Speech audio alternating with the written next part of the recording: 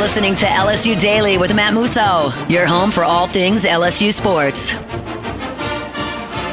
Off and running here on another edition of LSU Daily. Welcome in. Glad to have you with me. This is it. It's time for final thoughts. LSU versus Ole Miss, the showdown that has been circled way back since the schedule came out.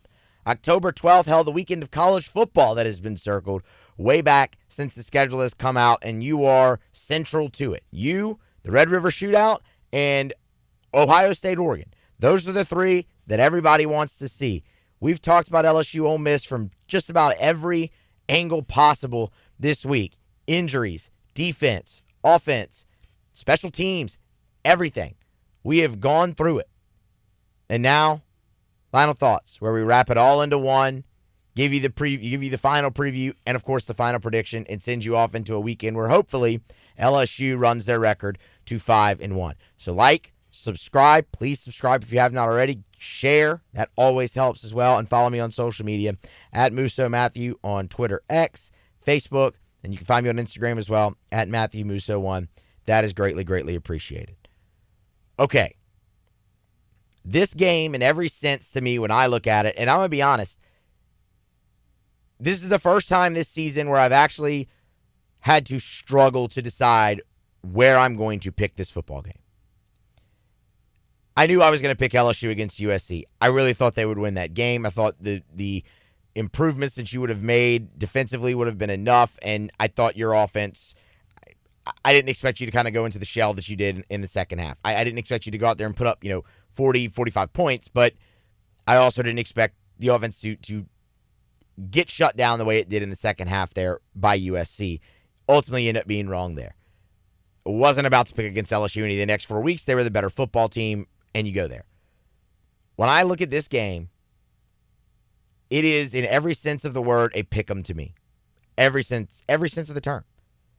I mean, when I look at a straight coin flip game, it normally comes down to both sides having strengths or advantages that greatly impact the football game.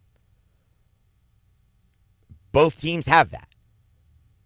Ole Miss is a superior roster talent-wise, top to bottom, than LSU this year. They are, top to bottom, when you throw in everything. I don't really think anyone would debate me on that.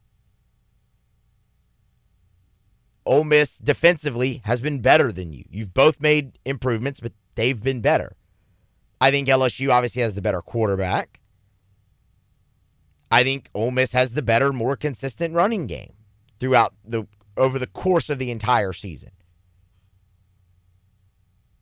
Both teams have been battle-tested to this point.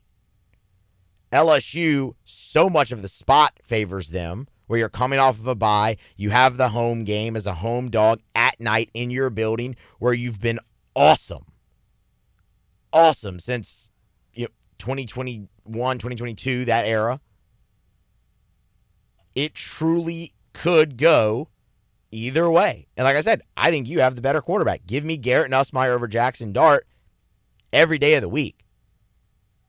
I'm taking Nuss.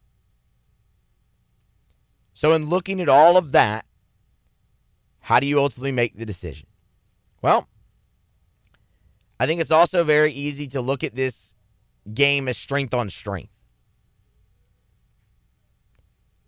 Ole Miss's strength is their defense. It's not to say that their offense isn't good. Their offense is plenty good.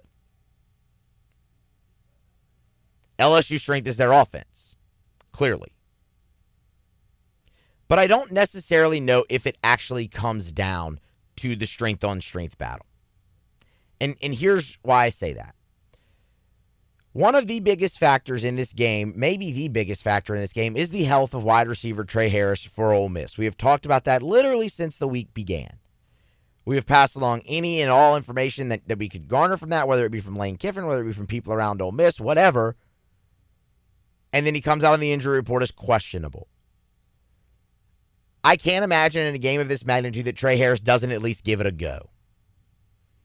And that makes Ole Miss better. Now, what can you actually get out of him when he's limited? I don't know. That's just a question you're going to have to wait and see the answer on Saturday.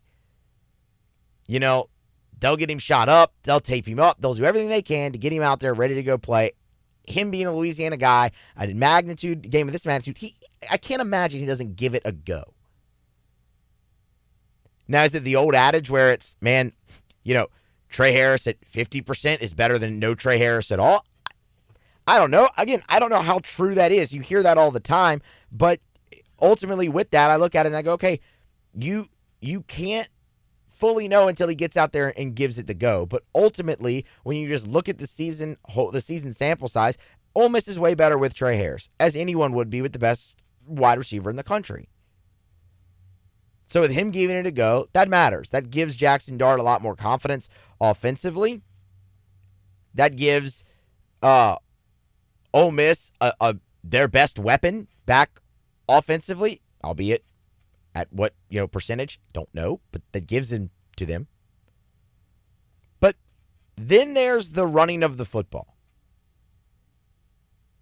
And like I said, it's very easy to look at this game from a strength-on-strength standpoint, Ole Miss's defense versus LSU's offense.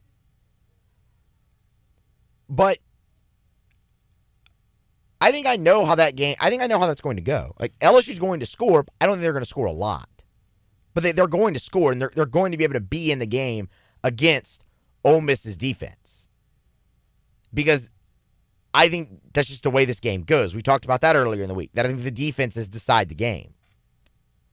So that's where I go away from strength on strength, and I look at LSU's defense, and that's where I get to Ole Miss running the ball and LSU stopping the run. That has been the biggest question for LSU's defense all season long. You've gotten serviceable play out of the secondary in pass coverage, in pass defense. Has it been awesome, elite? No, it hasn't been awesome or elite, but it's been good enough. It's been plenty good enough. Where you've struggled is teams being able to gash you. And you're not going to show, you're not going to stack the box against Ole Miss. They're going to spread you out. They're going to, scheme favorable run looks. So can your guys be in the right spot, be in the right lanes, be in the right fits, and stop Henry Parrish, who has been banged up at times this year, but is probable and ready to go, it looks like, against LSU. And he's been really good. Now, their second leading rusher, Jones, is out. So we'll see how the depth piece goes there. But can LSU stop the run? That is going to be the big question.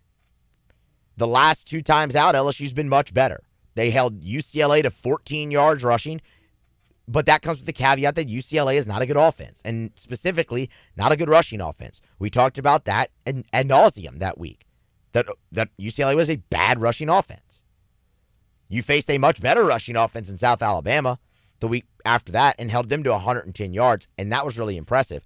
And what made that impressive is even after they got down big, they did not shy away from running the football. They were still going at that because that was their bread and butter.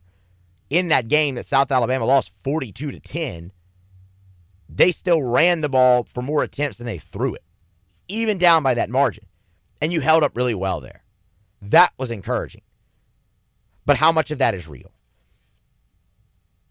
The one thing I will look at and say, okay, I like LSU to maybe be able to do that, maybe be able to stop the run a little bit better this week. Ole Miss's offensive line hasn't been great, and you have a couple guys banged up there this week as well. So if LSU can stop Ole Miss's run, and I don't just mean hold them, to 150 yards. I mean, when you know they're running the ball, I know they're running the ball, and everybody in the stadium knows they're running the ball, can you come up with the stop? That's what I mean. Then I think LSU has an absolutely fantastic chance to win this football game. Because that's going to make it really hard for Ole Miss to score. We talk about it all the time. Everybody gets caught up in the flashy plays, but Lane Kiffin's offense starts with the run. He wants to run the football, and everything plays off of that. Ole Miss regularly leads the SEC in rushing under Lane. Regularly. Just go back and look at any of the last, however long he's been there. Go back and look at the rushing statistics in the SEC. I bet you they do not drop below third. So you have to do that, and that's been a big question for LSU all year. The other thing, you look at the Kentucky game, what Kentucky did so well is they kept the ball from Ole Miss. They were able to dominate time of possession and keep that defense out on the field and keep Jackson Dart off the field.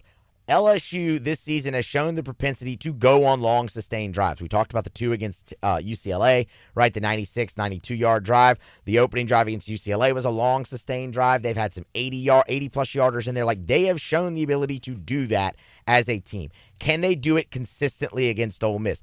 That is going to be a major question. LSU is going to have to run the football to be able to do that. I love that they have Caden Durham. I think that that is fantastic in that regard. A fast start is huge for LSU in this game. And I know that is very cliche. I get it. But a fast start is huge because of the crowd. That's why. And it's not just on offense, it's defensively as well. You have to give that building, which is going to be on 11, when that ball is kicked off, you have to give them a reason to not just stay at 11, but take it to 12, 13, 14, 15 all night long.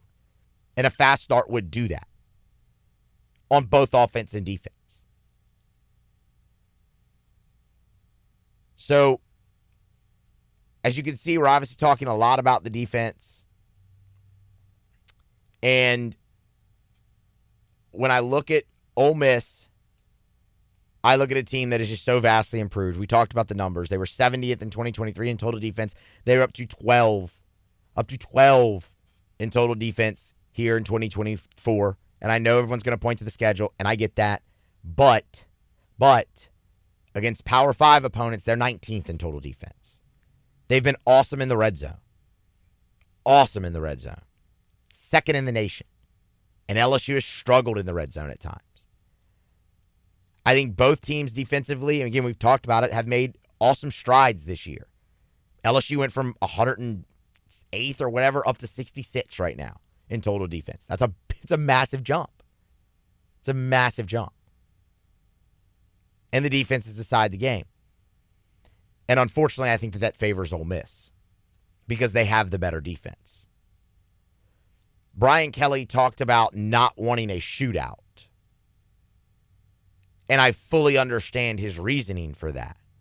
But I think a shootout would actually favor LSU greater because if they get that Ole Miss defense on their heels and they're able to go down the field and they're able to put up a lot of points on them, I don't know if Ole Miss's offense currently configured is capable of matching you with a limited Trey Harris, with a quarterback that has struggled since getting into SEC play. Ole Miss has not hit 30 points yet. Are they capable of doing it? Sure, but they have a struggling offensive line. Like I said, Trey Harris might be 100%. Like, points in this game, I think, would actually favor LSU. I just don't think that's where you're going to see it. And we've talked about that all week long. And unfortunately, like I said, that stinks. So I think you see a game in the 20s.